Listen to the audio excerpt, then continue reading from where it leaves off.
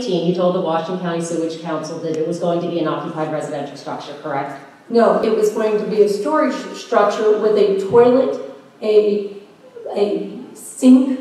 There were fixtures in it, and the woman down there kind of said to me, like I said, the two of us sat there, and nor did I think Mr. Omatick needed to seek an engineer to do that. She says, oh, well, if things going to be in there, is it a potential that somebody could, just like Mr. Omatick has a barn and several other structures and have facilities. Okay. So it was never that intention to occupy it as a residential structure. Okay, so you just filled out the form and said it would? Yeah, obviously I filled out the form incorrectly. Okay, and you would have gotten a 10-acre exemption if you didn't fill out the form incorrectly, as you say. No, because it would have still been the questions that were asked, and if we can look at the form, let's look at the form. Let me go to that form.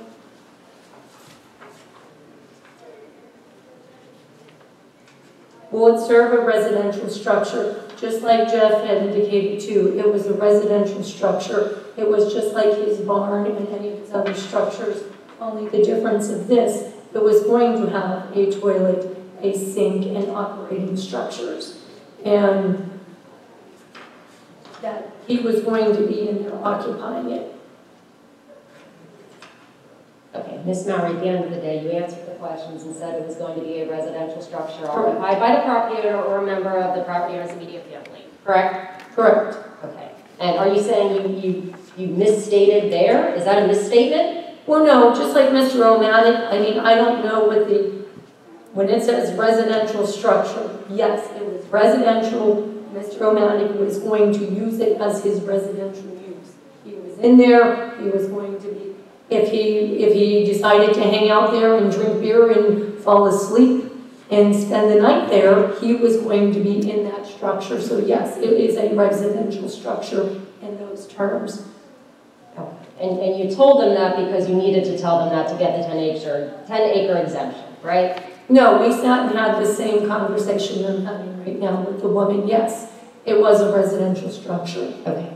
That's why it needed to be a residential structure occupied by the property owner or a member of his immediate family for you to get the 10-acre exemption, right?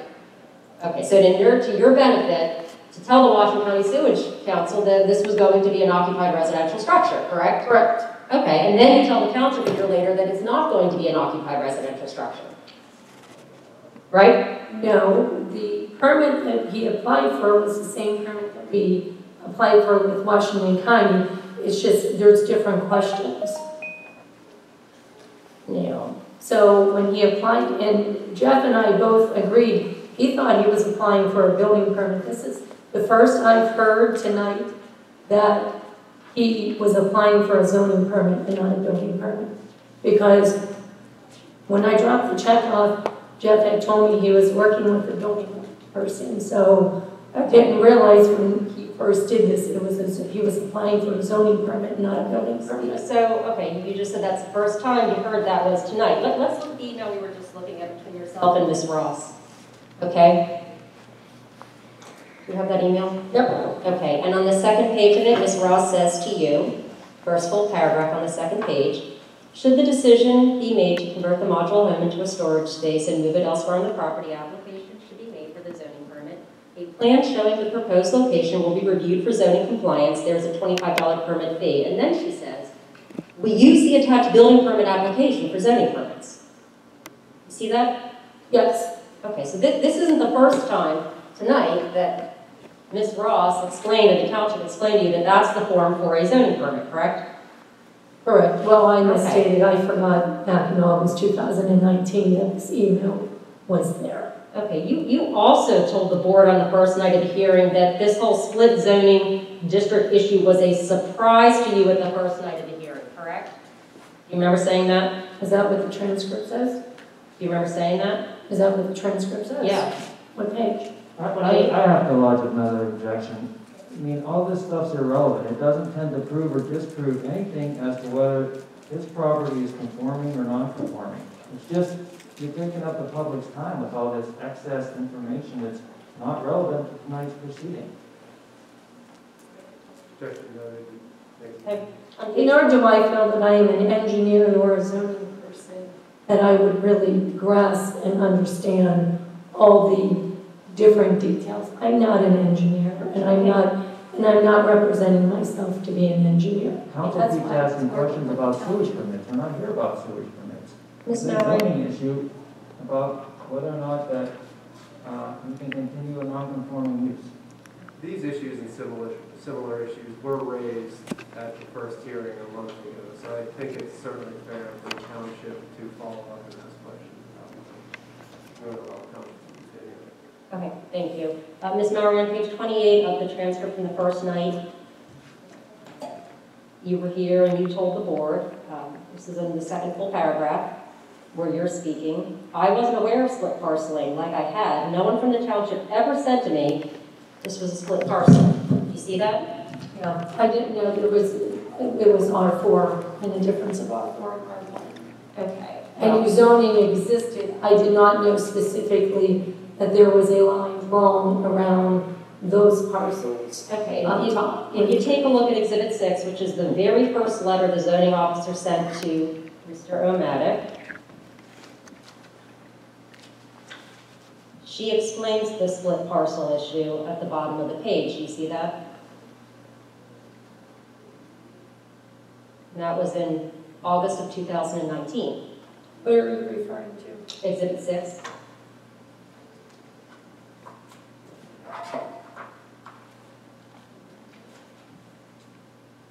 Okay, Exhibit 6, what section did you say? Bottom of the page, last full paragraph. And again, you were working with Mr. Omatick throughout this entire process, right? Yes, we were Okay. working with the township and with Mr. Omatick. Okay, so again, you and Mr. Omatick received this letter, correct, on August 21, 2019 letter? Well, Mr. Omatick received the letter and I reviewed it. Okay.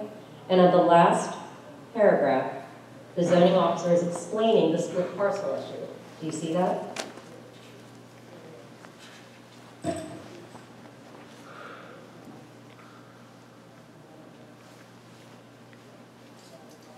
it say split parceling? Or does it say split parceling? Unless I'm looking at the wrong section. Says in no case shall there be, we're talking about no case there shall there be more than one principal building. It doesn't say anything about split parceling. Okay, on the last paragraph, on the first page, Oh, this page. whenever a single lot greater than 2 acres in size is located within 2 or more different zoning districts, each portion of that lot shall be subject to all the regulations applicable to the district in which it is located. Do you see that? At that point, I don't think Mr. Omatick never gave me any zoning map, nor do I think any zoning map came from the township to Mr. Omatick, or at least he never gave me anything that said, hey, this little part was R4, the rest of this was R1. So when I read this, I'm not an attorney, I'm not an engineer. I didn't, because I, like Mr. Omatick, didn't grasp that his parcel was split in zoning. When all this started, no, I didn't know the little section up top was on R4. So like I said, when this letter came to Mr. Omatick, there wasn't a map, there wasn't anything that I saw. Let's look at the letter and the attachments. And maybe he had the attachments, I did not see the attachments. I think when he got the letter, he emailed it to me and I did not, because I see here, this one has attachments. I never saw these 2 attachments to any of the citations he's had. Okay, so this isn't a citation letter. This is the first letter the zoning officer sent. You said you reviewed it. Well, maybe I didn't review this one. Maybe I reviewed one of the other ones, or maybe I reviewed this. But I never saw, and nor did I ever take it in this paragraph that it was split parceling, because that paragraph doesn't say it was split zoning. It just says within 2, it just says section.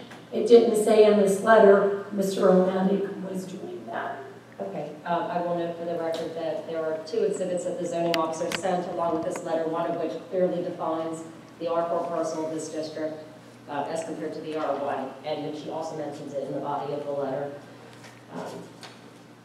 So, Ms. Mowery, just to be clear, the first night of this hearing was not the first night you heard of this issue of split parceling, is it? I'm sorry, what? The first No, night? once we were preparing to come here, I realized it, but the whole time working with Mr. Omatick, I didn't grasp. I mean, it was more or less the whole subdivision and residential when I was, every night I recall working with the township and Gateway Engineer, it was in talking about the subdivision, not because of R1 versus R2, it was just the residential structures. Now, you talked a little bit about the DEP on the first night. Right, and I did follow up with the DEP, and I emailed, all of DEP's comments to the township, as well as to an engineer. Let's take a look at those comments. I didn't bring those emails with me. I object to any comments Ms. Mowery made regarding the DEP. Again, it has nothing to do with whether or not this parcel of property is being used conforming or non-conforming to the zoning. DEP is a separate issue from zoning. This is the zoning hearing board. Objection noted. Ms. Murray, I just want to be clear that, yeah, after the first hearing, you then reached out to DEP, correct? Correct. Okay, and they basically told you that basically depends on a site evaluation, how to deal with it, right? How to deal with the subdivision and the septic system. Depends on the site evaluation, correct? That's what you're reading. Okay, and did you do anything further to explore site evaluation so that you could subdivide and comply with the DEP requirements regarding sewage? No, because I was really surprised at last hearing and was quite frankly disappointed in the whole process. I wasn't expecting for Mr. Omatick to come and me to come in the way it was so adversarial, and I advised him to get an attorney, and we are under the advisement of the attorney. So after I sent this letter to DEP, I have had no more follow-up working with anything or anybody regarding this issue until after this hearing or Mr. Omatick's attorney says something different. Okay, so you didn't do anything further to assess a site plan? No. To either comply with the subdivision or to comply with the DEP's requirements regarding sewage, correct? Correct. Okay, because the DEP may or may not have some requirements related to sewage on this parcel, correct? Correct. Okay, but instead of going through those steps, you all avoided the DEP and just put the on-lot septic system on the parcel. No, that on-lot system was installed a while ago, but your question is confusing because you just asked me if there was follow-up, and I told you the follow-up once we hired, Mr. Omatick hired an attorney. So no, I have had no follow-up with DEP regarding the subdivision. Your question jumped. You asked me about present, and then you just went back and started talking about his installation of the on-lot system. So do you have a direct question? My question, Ms. Mowery, Okay. was that the DEP, you testified the first night, you know it was hearsay, was requiring you to do certain things related to sewage. No, the DEP, Objection has nothing to do with zoning or non-conforming uses. Again, there's those. Objection noted overruled.